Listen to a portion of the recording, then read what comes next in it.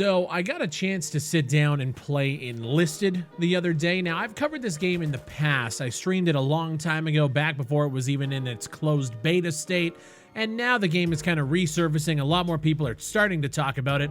And I realized that you could go and buy a copy of the game. You can buy into their closed beta testing and you can play the game. So you guys are seeing some footage here of Enlisted, a World War II shooter being made by the guys who made War Thunder, Crossout, and a bunch of other games, Gaijin. Now, I've been sponsored by Gaijin in the past, playing games like War Thunder and Crossout. I enjoy both of those games, but when it comes to Enlisted, because it's a shooter, I feel like I have a lot more experience talking about multiplayer shooters. When I'm playing War Thunder, games like Crossout or Star Conflict, those games I'm just playing to have fun because they're different than everything else that I usually cover on the channel. Enlisted, on the other hand, that's right up my alley. This game has a lot of things going right for it and a lot of things that I think still need to be fixed, but that's why it's in closed beta, and that's why I want to talk about everything here to let you guys know whether or not it's worth your purchase or if you should wait for the game to be free to play like every other game that they do. If you guys enjoy the content, leave a like on it, and let's get into it. Now, I really want to discuss the way that they're handling the purchasing of this game with their founders bundles. We're going to put that for the second half of this video because we really need to talk about that, and I think that it's the most important thing, but I want to get the gameplay stuff out of the way first. First of all, this game as a multiplayer shooter holds up pretty well. There's some janky animations. The game does feel really clunky, but for some reason, and I think it might be the combination of the hit markers and just the way the guns actually fire, there's something kind of endearing and kind of addicting about playing this game. There's something about it. It's like I can look past a lot of the jank and a lot of the beta animations and feel and find that there is a shooter here that actually has a lot of potential with a lot of polish and a lot of work in this closed beta test. I think we actually have ourselves a decent shooter. And it's weird because I know watching the footage, it's really tough to gauge whether or not this game feels good. And what I will say is it feels like it needs a lot of work, but it still is fun. One thing that I remember complaining about initially when this game first came out was the lighting on the maps, man. Looking around, trying to find people inside buildings, outside in bushes, the shadows and the lighting were so fucking brutal. This time around, I had a lot easier of a time trying to, basically target acquire different people running around the map. Basically what's going on is there's two game modes available in the closed beta test. There's a lone wolf mode and there's this mode called squads. Now, your lone wolf mode is basically your team objective-based gameplay, but when you get into the squads, that's where it gets a little bit more interesting. You're able to control a squad of AIs that are basically used to hold points, so you can command them kind of basically to kind of move around the map and do certain things. And then if you die, you can then choose to respawn as one of the other players in your squad or one of the other NPCs in your squad, and then you take control of that player and you continue playing. If your squad gets wiped out, you then move to another battalion. So basically you go into a game with 4 battalions of NPCs that you can take control of. The interesting thing about this is I don't really like the idea of a bunch of bots running around the map. Yes, it makes it feel like it's a large battle, but when you compare it to games like Titanfall, who did the same thing in their first multiplayer, it felt a lot more natural. Obviously, they had the resources of a behemoth like EA to work on the AI. The AI in this game are complete garbage. But the cool thing about it is you have this whole kind of RPG-like mechanic, like in all of their other games, War Thunder, Crossout, Star Conflict, where you can literally customize your squads down to the weapons they use, the perks that they all contain. You can upgrade every soldier by sending them off to an academy. So there's this grindy element to it, which a lot of people I see in comment sections talk about the grind of War Thunder and the grind of all of these types of games and how Enlisted is going to be the same kind of grind. And when I think about it, It's something I actually want in a game nowadays. I'm really fucking sick and tired of playing the same shooters, doing the same things, watching my rank and my level increase, but not ever really feeling like there's any sort of real deep progression. And that's what Enlisted is going to be bringing to the table, which I actually really enjoy. When it comes to the map design of the game, right now it comes down to the Battle for Moscow maps or the Invasion of Normandy maps, and we'll get into what that means in a little bit. Basically, this game is going to feature 4 campaigns that you're able to play through. So Moscow, Normandy, and I'm not quite sure of what the other 2 are yet, but right now you have access to those 2. Both of those maps are not very good. There are areas in them that are laid out pretty well where you have enough cover, you have enough angles, and it actually feels like a decent map to play on.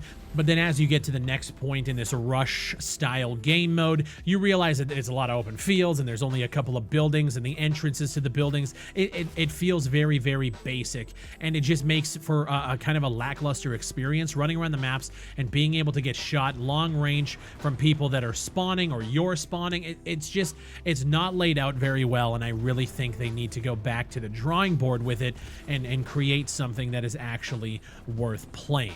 One of the biggest things that I noticed, as well as my Twitch chat kept calling out, was their audio design. The sound in this game is so muffled, and it's because there's so many explosions going off, but it literally washes out any sort of gunfire most of the time, so it feels like you're not even firing. You want that poof, that oomph on the weapons. You want that sound design to be crisp and clear, and that's where when you look at comment sections about games like Hell Let Loose or Squad, people always relish in the audio design. This game has nothing on, I think, almost any shooter that I have covered on the channel that I enjoy. The Hell Let Looses, the Tarkovs, the Squads. This game is lacking that significantly, and I actually think if you're a fan of those good soundscapes and great sound design, you're going to hate what they have done in this game, and that's just really unfortunate. Overall, I think the game needs a lot of work, but I think it's on the right path, and I think it's bringing enough to the table in terms of its like out of game experiences with the rankings and the weapon unlocks and the character customization and all of that stuff to keep people invested. All they need to do is get the gameplay portion up to snuff, and we have ourselves a winner. Now, the biggest thing, the biggest controversy that this game is going to bring to the table that I'm not seeing a lot of people talk about is their buying into the closed beta access. And I want to talk about that here because this is something that I feel you guys need to know. So when you go to the website, you are given the choice of buying a whole bunch of different squads, essentially, or battalions. And what that means is you could buy one called the Battle for Moscow PPK-41, you could buy the Battle for Moscow MP-41, or you could buy 2 of the Invasion of Normandy M2 Hyde, or the Invasion of Normandy MP-28. And what does that mean? Basically, each squad is $29.99.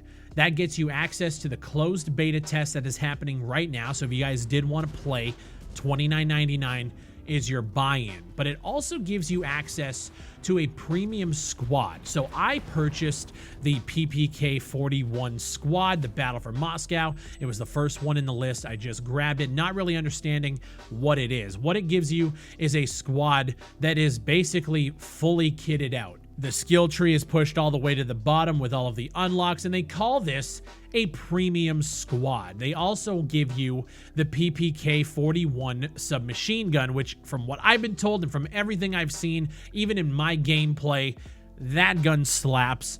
And without being able to see all of the stats and everything else, I'll just say in my gameplay experience so far, when I get the PPK-41, I destroy people. Like, more so than any other gun that I've been able to use in the game. Now, I am an automatic guy myself, so I love submachine guns, and when I play World War II games, I'm usually on the submachine guns for that reason. But it feels a little strange to me that I bought a squad pack that gets me access to that, whereas somebody else who might have bought the other Battle for Moscow pack with the MP-41 might feel a little bit shortchanged. But the bigger overarching thing here is the fact that there are premium squads for purchase, which allows you to bypass things that other people would have to grind for. Now, Again, just like back in my War Thunder when I was sponsored by them, I brought up the same thing. I don't look at it as a pay-to-win mechanic as much as I look at it as a pay-to-advance faster. Paying to win requires you to be able to absolutely decimate your opponent with the stuff that you've paid for.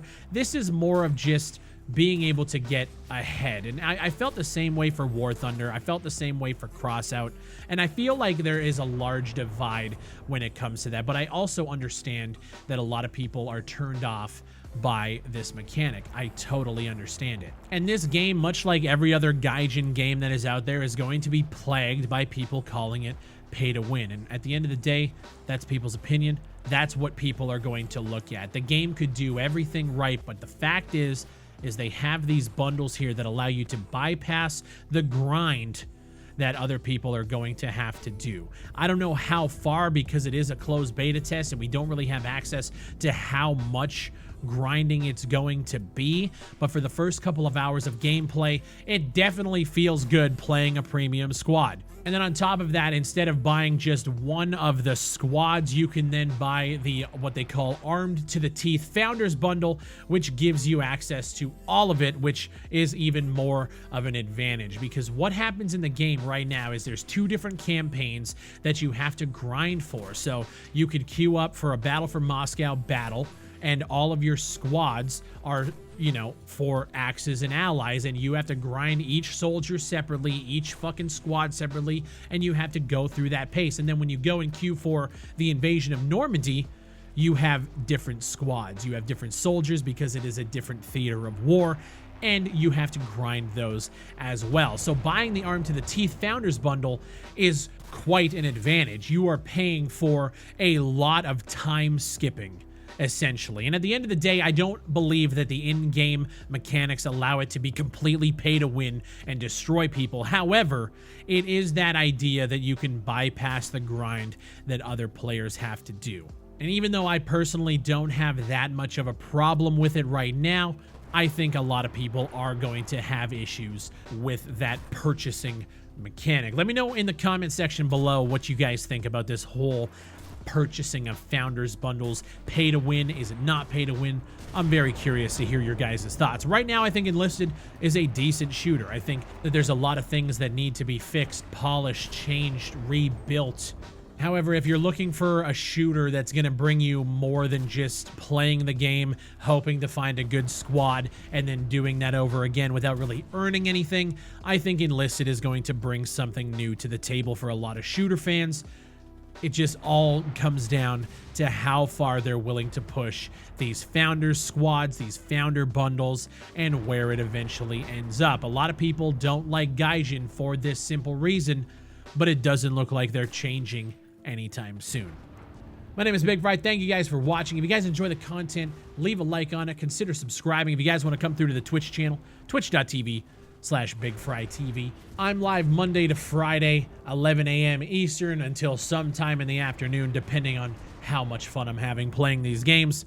I appreciate y'all for watching. Have a good day, and I'll see you on the next one.